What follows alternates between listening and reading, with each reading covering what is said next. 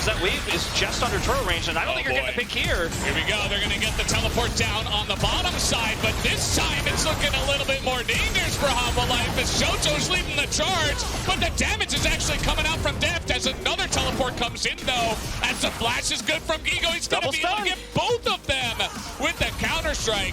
As now, with the follow-up, Deft has nowhere to go. Hey, but this is such a great macro play. The trade-off, though, is the CS.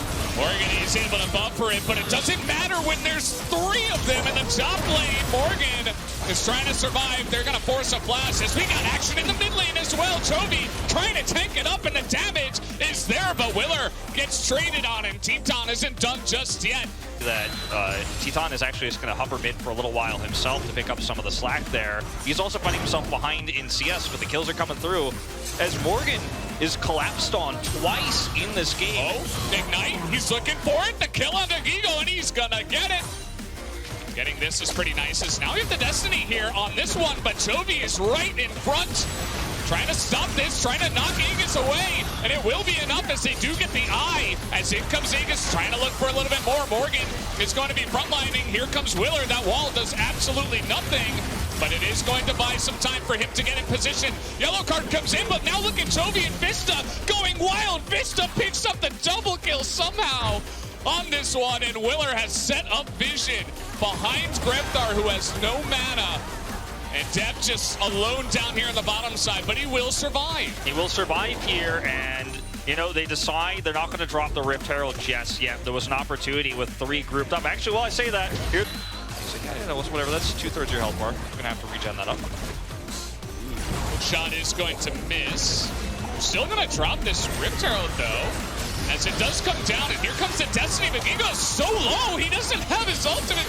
Oh, he's not going to be able to survive there. As you see, Aegis now trying to survive. They're trying to get this damage on Morgan, and they finally do, but man, the Red Cannon solo laners are just not quite as fed, and they finally get the one kill, but it's a 2-for-1. And he has a free lane. He's already ahead in CS. He's just trying to crash waves in. Here comes an engage from Vista. Okay, they're going to try to make this happen. It's a lot of damage on a JoJo. Look at this support go, Vista. There are no brakes on this train, as he will finally go down. That's why you should probably put brakes on the train. Here's a teleport that's coming on in. Grepthar getting jumped on, not able to survive against the Kaisa, as now Morgan's getting into the fun. Gonna miss on that one, but it's fine because I suppose Deft is gonna flash the wall and look for the kill on a TitaN and take him down for the double kill, now 4-1. You can see TitaN really frustrated there on the player cam as he goes down here. He's low on mana, doesn't have the ability to fight this out. We're not done fighting yet, apparently. Yeah. It's like, okay, just came up right now. There he comes. So here they go. As the Weaver's Wall will come in, but the Xingqiao turnaround is huge as the damage from the MF does basically nothing, but they kite it back. And Red Cannons have the damage here. The Jax in the front line now going extremely deep, but you have the follow-up from JoJo as well as Grepthar. A super close fight as so many low health bars on the side of Homolife, and Red Cannons are just looking to chase them down. Not going to get any more kills under their belt, though. And so even though there are so many low health bars, Red Cannon's not able to take a significant position on the Infernal Drake. Yeah, Titan's both summoners down. There's no way to go in here and continue the fight, and that means the Drake doesn't go over to them. Homolife Esports actually stay here. We'll clear these wards up and actually go for the clear themselves. But for now, just trying to keep vision around this Baron. Fortunately, the scan is going to miss the ward behind that wall as they're trying to get on top of Vista here. He's just going to try to flash and doesn't have his aftershock. Finally, he does, and that will be enough to keep him alive. As now Chovy and Morgan get a massive flank teleport behind the entire team as Aegis is a little bit too low, and even the MF gets hunted down by Morgan.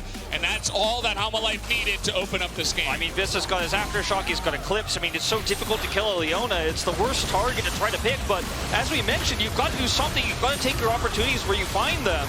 And with the teleport advantage that Chovy's got, he can wrap around. Morgan can get in there too. And what was a really proactive play for Red Cannons might have sealed their fate here in this group stage. they're not going to be out if they lose this by any means, but it's going to be, you know, a 1-2, and it's not a great place to be right now. But Hanwha Esports, with this turn, just proved that they can take almost any skirmish and turn it into their favor. The positioning of Vista there looked like a liability, but it's almost like a carrot dangling from a stick because Red Canids have to play for something. And Hanwha Esports is the type of team that will take that scrappy fight 10 out of 10 times if you give them the opportunity and they have those teleports available. This means the timing of this attempt means that they don't have the group up to actually contest this streak. So that's a free Infernal Soul, and that is like the nail gun that's going to fire the last nail in the coffin here for Red Canids' ability to come back, because that volatility you talked about, the opportunities to get picks and turn this around, I mean, with a miracle, you could still pull it off here, but the variance level has gone pretty low now. Hanwha Esports in firm control. Yep, absolutely. And you see Greptar is trying his best to do some split pushing. He knows that he can't help stop the onslaught of the Red Bull Baron power play from the side of Hanwha Esports. It's just going to balloon extremely fast and furiously. And as you mentioned, I mean, Infernal Drake on any of these champions is going to be huge, as trying to get the root here. Chovy is going to miss literally everything, but he has another stun, as that will be enough to get down Greptar. Willer says, thank you for the kill. I will secure that for you. Nice teleport from Chovy. Really doing good work there. Greptar and TitaN have both shown a lot of emotions in this game, and you could feel the frustration. Remember that the last match against LNG kind of slipped through their fingers, the lead they had this game. They had really nice early aggressive macro plays that were clearly planned, right? The early game from Red Canids, even though it didn't hold that thought, they're going in. They're going to bait out that bullet time, and Deft, he's considering it, you can tell, but he's not going to go in for it, even with Morgan nearby. But, you know, like I was saying, I mean, this is a team that has come so close now twice in a lot of ways. This one not obviously as close as the LNG game because they fell apart a little bit earlier and didn't have the same sort of lead. But it feels like so close in a lot of these scenarios. I mean, you can see how great Greptar is at dodging these skill shots, dodging these stuns, but he can't pull it off. Okay, here we go. That backline. Jojo gets a huge ultimate, but look at Chovy just rip through the entire front line with that stolen bullet time, and that is going to be enough to put the nail in the coffin. Hanwha Esports will be winning this game as they take down the enemy jungler. Hanwha Esports will end up in this group of the play-in stage at 3-1 after they take down the Red Canids right here. They've firmly put themselves in pole position for that second place spot.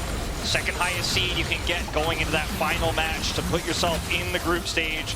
Hanwha, bit of a rocky start against LNG, their Infinity Esports game. Not as